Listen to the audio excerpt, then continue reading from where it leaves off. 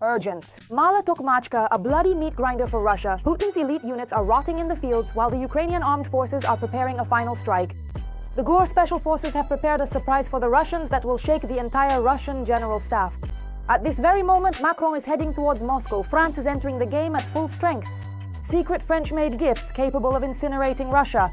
It is with these that Paris will strike the Kremlin in the coming days. You will be surprised. The nerves in the Kremlin have snapped, heads are rolling. Putin has declared a bloody hunt on his own people. Governors are fleeing Dagestan. Get ready. The dictator is burning bridges and there is panic in Moscow. Panic. Shock, Trump slammed the door, but Europe struck back. Brussels' iron fist has driven Trump into a corner. All this in our broadcast. The boiling point. Shock. A death zone for Russia. The occupiers at the WTO declared victory, but the reality is shocking.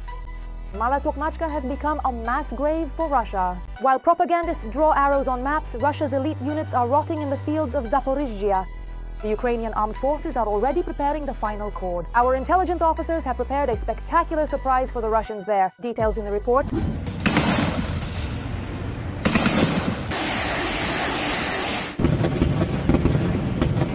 A new settlement in Zaporizhzhia is on the front pages of all news outlets. The latest failure of the occupiers at the front is Mala Tokmachka. There are quite a few towns and villages in eastern Ukraine where Putin's army has been breaking its teeth for years. But this one deserves special attention.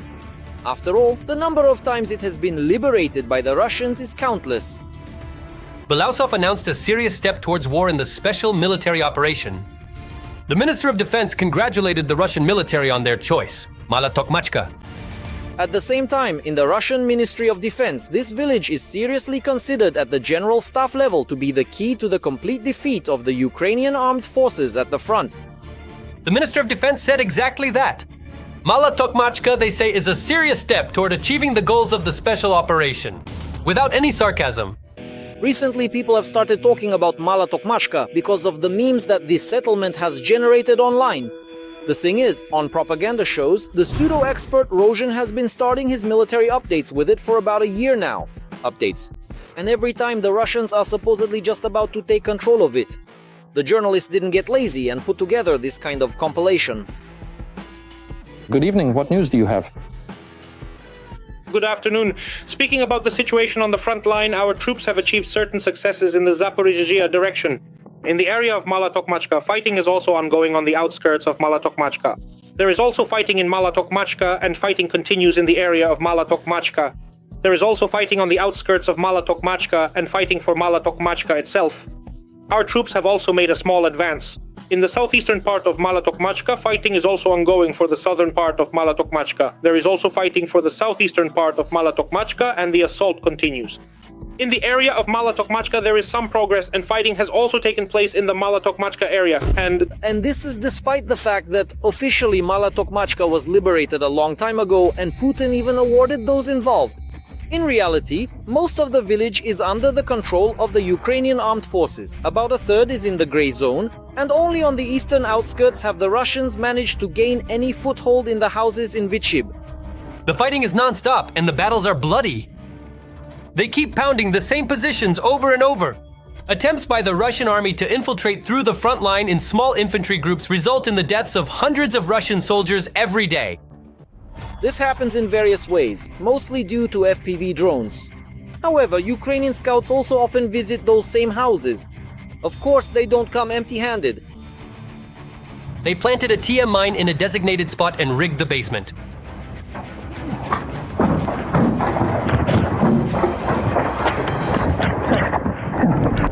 It's funny, but even people in the Z community can no longer listen to the triumphant reports of Channel 1. They openly say that thousands of soldiers died in a year of attempts to take over this small village without getting any results. We operate in small groups today, in fact. The question is, in these small groups we can choose Slavyansk, Kramatorsk, Kharkiv, Zaporizhzhia, crossing the Dnipro. Can we do this in pairs or not? And now pay attention to the question. Is it worth sending dozens of pairs to their deaths every day? If we can't... By the way, the Russian command did try to capture Mala Tokmachka with a massive assault as well. At the beginning of spring, several armored groups and dozens of contract soldiers were sent into the attack at once.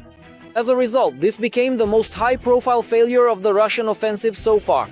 In 2026, the Ukrainian 118th and 65th Brigades, with the support of other units, they destroyed 2 tanks, 12 IFVs, 6 APCs, and 2 armored vehicles. Tiger, that is 22 vehicles out of 26, a complete rout. Not even the powerful shaggy armor in the latest style helped.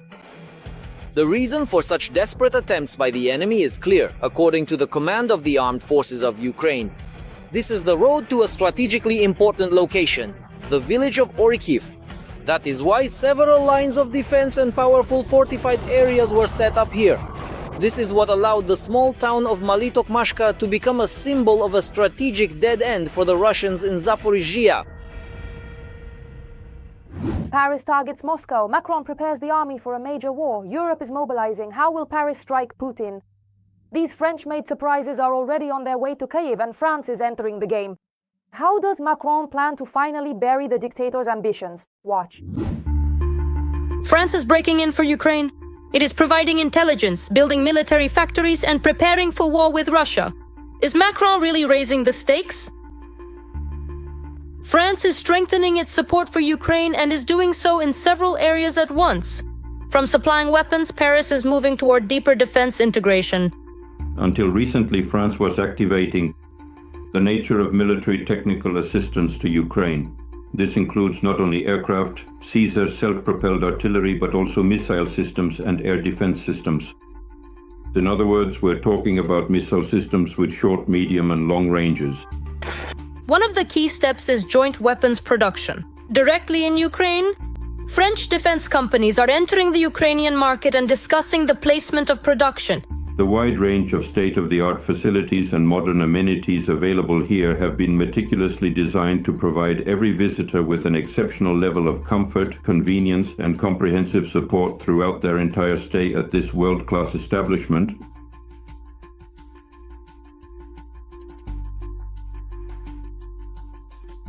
This accordingly means changes in research and changes in technology. At the same time, Paris is expanding military supplies. The transfer of fighter jets is being discussed. Mirage jets, Scalp missiles, and SAMP-T air defense systems are already being supplied.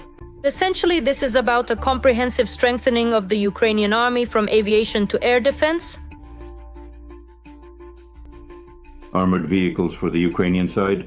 These include APCs and IFVs, which can be used both for logistics by the armed forces of Ukraine, for evacuating the wounded, and accordingly directly participating in combat operations on the front line. An expanded scope of assistance at the moment, including the provision of artillery shells. 155mm caliber. This is NATO standard. Another important point is intelligence. And here, the US takes a back seat, as France has taken on this role. At that time, a year ago, Ukraine was extremely dependent on American intelligence capabilities, but now 2/3 are provided by France. And this is no longer just assistance. It is participation in key decisions on the battlefield. And in fact, this is one of the most sensitive elements of modern warfare.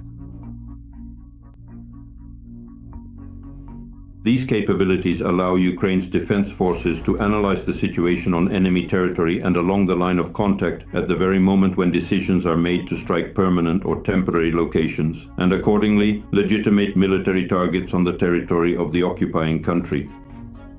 These include accordingly French long-range radar surveillance aircraft that are patrolling. At the same time, the French authorities are also strengthening their own military readiness. Large-scale exercises are taking place in the country, practicing scenarios of a possible conflict with the vast and expansive nation of Russia, which stretches across the continents of Europe and Asia, is known for its incredibly diverse landscapes and its very long history.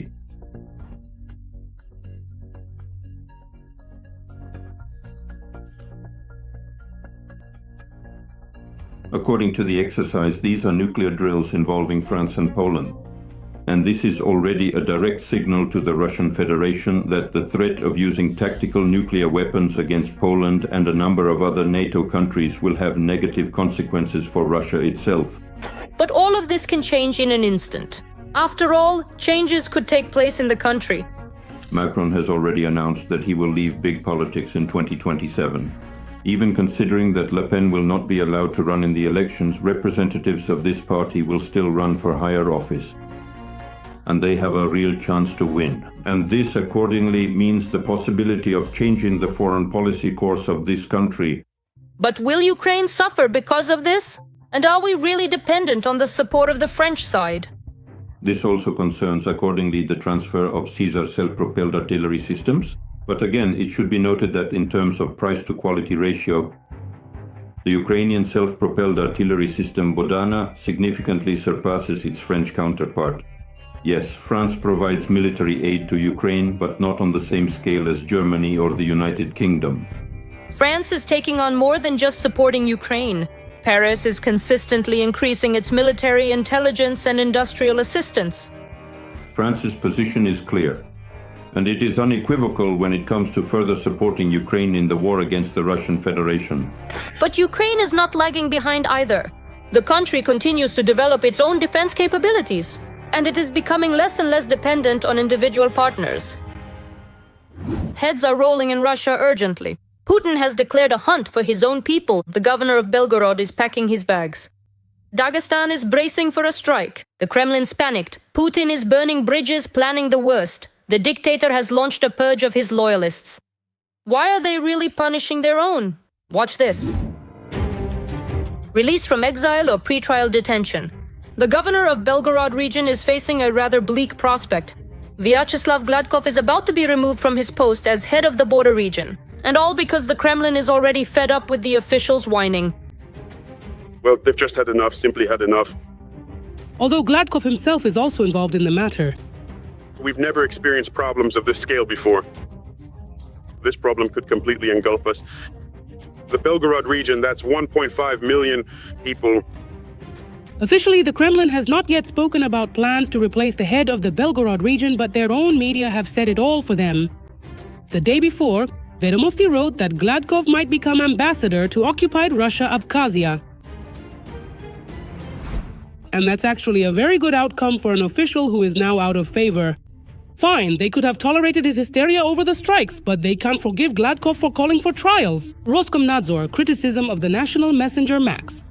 And his words that Russian soldiers are a danger to the residents of Belgorod.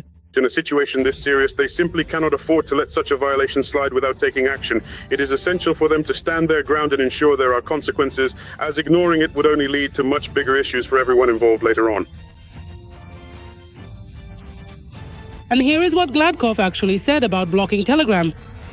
I'm quite worried that slowing down the Telegram channel could really affect the delivery of urgent information to you in case the situation gets worse. That's why the Kremlin security forces are insisting on pre-trial detention. Fabricating a case is not... This presents a significant and complex problem that we need to address immediately. There are also a lot of questions about the defensive lines in the border regions. A lot of funds were allocated for medical facilities. The FSB and the investigative committee strongly suspect that some of them ended up in the hands of people from the inner circle. Gladkova. But if not a pre-trial detention center, then they propose taking Gladkov to Moscow for monitoring. Many have written about this option. Allegedly, he could become Deputy Minister of Economic Development.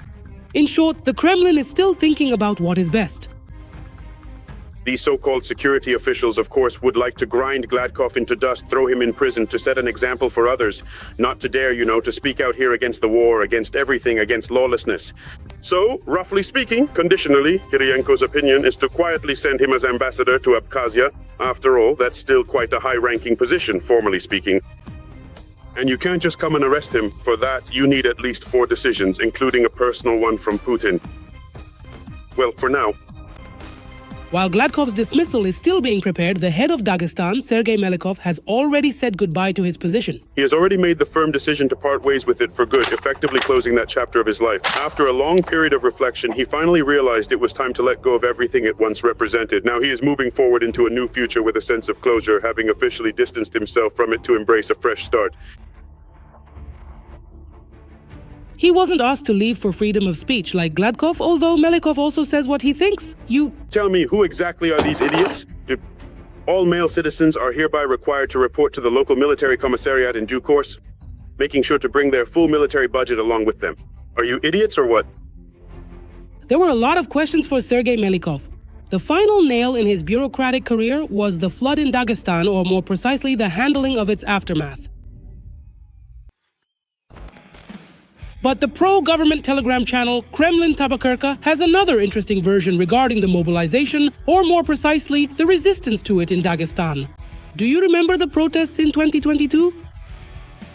So, on the eve of announcing a new wave of mobilization, the Kremlin recalled that Melikov is unable to keep the region under control. The final decision to replace the head of the republic was made by Vladimir Vladimirovich after he was reminded that mobilization could begin in Russia. No one has forgotten the unrest and protests that took place in Dagestan during the last wave.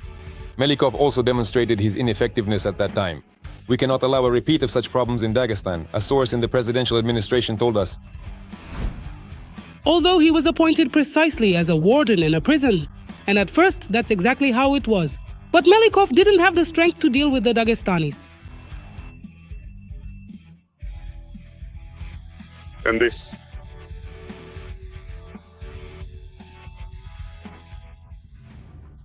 leads are potential customers who have shown interest in your products or services and are now moving through your sales funnel toward a purchase. As to the main reason, Melikov's failures as the head of the republic, Dagestanis, to put it mildly, do not like and do not show proper respect to government officials.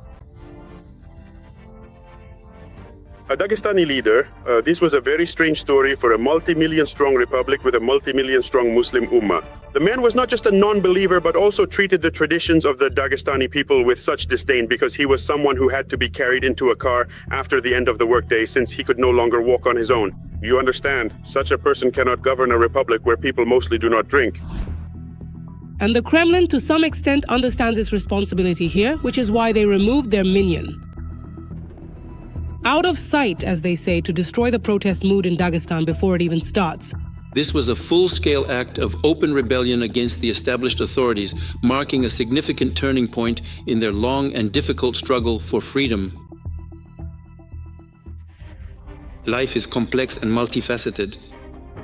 We need to suppress provocations and attempts to ease our grip, division among people. Who will replace Gladkov and Melikov is unclear. Obviously some new faceless figures convenient for the Kremlin. But it seems to us that the personnel reshuffles won't be limited to Belgorod region and Dagestan. All the more so, Russia has elections coming up, whatever kind they may be. Every voice matters. Join our community, support independent journalism and help us bring you the truth from Ukraine. Become a member of Ukraine today. Join us now. Shock, Trump slammed the door, but Europe did not lose its composure. The US is threatening to sever military ties with Europe over its refusal to fight Iran. But Brussels' response came quickly. Europe not only wasn't intimidated, it is switching to a mode of total military mobilization. The end of the era of dependence. What will happen with arms supplies and how will Europe respond to this challenge? Watch the report for all the details. Donald Trump is offended again and is threatening Europe. A ping-pong of sharp statements between the American president and the German chancellor. It ended with Trump writing on his social network that the US is considering reducing its contingent in Germany. And as Donald later openly admitted to journalists not only in Germany. You mentioned the possible withdrawal of some troops from Germany? Did you consider withdrawing specifically from Spain and Italy? Yes, probably, yes. I think that's what I'll do. Tell me exactly, why shouldn't I go through with it right now? Italy hasn't helped us at all, and Spain behaved terribly, absolutely terribly. Well, it's NATO after all. It's not even that they're bad. It's one thing if they had said it politely, or if they had said, okay, we'll help, but it will take some time. But we did help them with Ukraine. You ask without respect, you don't offer me friendship. The thing is, Trump had been toying with the idea of withdrawing troops from Germany since his first presidential term. However, he never actually followed through on it. He started threatening to abandon NATO partners immediately after his second arrival in the Oval Office. Donald constantly complained that Europeans were investing too little in their defense budgets.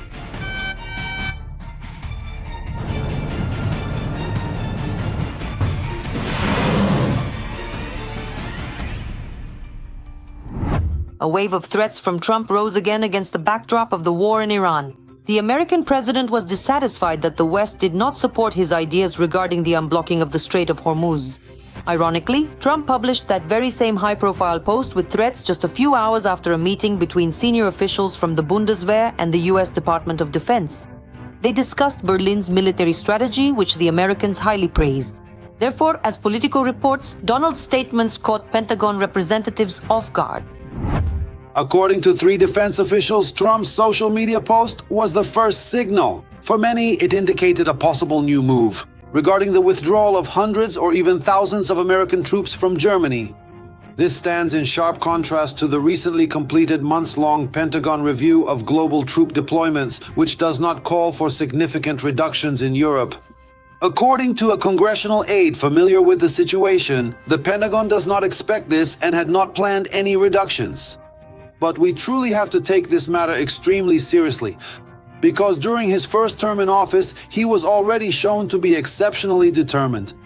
He added this while specifically referring to Trump's July 2020 executive order to withdraw 12,000 American troops from Germany, a directive which was ultimately never fully implemented.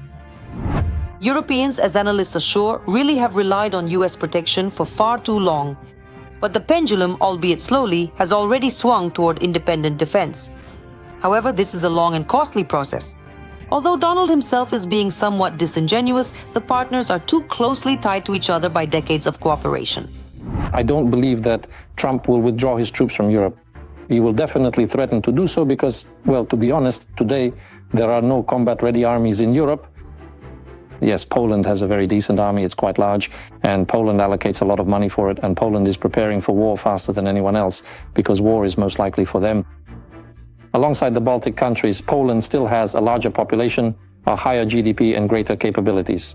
And the European Union is allocating them enormous funds to strengthen their defense, not to mention the latest loan of almost 50 billion euros. That's a very serious amount of money. But the United States is not interested in leaving NATO or in withdrawing its troops. For Trump and for any American president, it is very important to maintain a presence in Europe because of the China factor. If the US is not there, then China will be. Europeans have to grow up for objective reasons. Already now, some NATO countries, particularly the Baltic states, are not receiving previously contracted weapons because of the war in Iran. However, alliance members prefer to discuss this behind closed doors so as not to undermine NATO's unity unnecessarily or give satisfaction to its adversaries. Russia is marked. Putin's oil empire is falling apart at the seams. Refining has collapsed to its lowest level in 17 years, and drones are finishing off the last remaining plants. This is the end of the gasoline pseudo-empire. While the authorities frantically impose manual controls, gas stations across the country are preparing for the return of Soviet-era ration coupons. What awaits Russians as soon as tomorrow? Watch this. With SU strikes, for the first time in 17 years, UAVs have reduced Russian oil refining to a minimum. According to the Ukrainian president's estimates, in March alone, the decline in the Russian economy amounted to about $2.5 billion as a result of strikes on oil refining enterprises of the Russian Federation. In April 2026 alone, as a result of attacks, 5 oil refineries were shut down. At least 9 oil refineries came under drone strikes.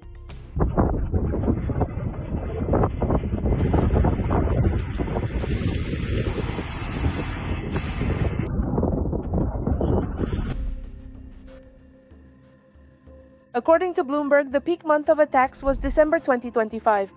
As a result, oil refining volumes in Russia fell to a multi-year low. Compared to last year, volumes dropped by 12%, and compared to the pre-war year 2021, by 18%. That's almost 1 million barrels per day.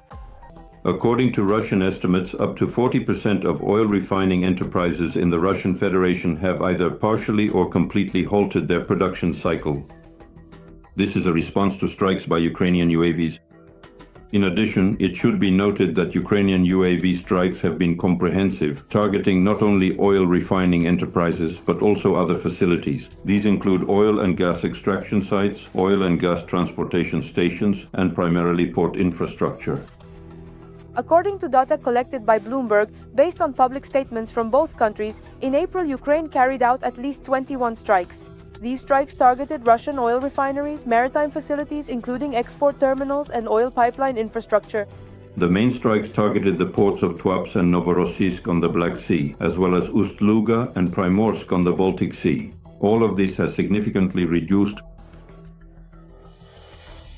This engaging and meaningful activity provides a wonderful opportunity for everyone to participate and enjoy themselves together. Of attacks on infrastructure, journalists explain as an attempt to reduce the windfall profits that Moscow receives thanks to the war.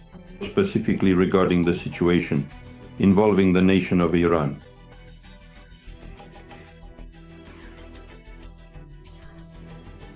Of flammable valuable materials in the occupied territories of Ukraine, first and foremost Luhansk, Donetsk, Zaporizhia regions, and the occupied territory of Crimea. Strikes on oil depots in the territory of Crimea. These are a series of strikes in the areas of Vardiske, Simferopol, and Saki.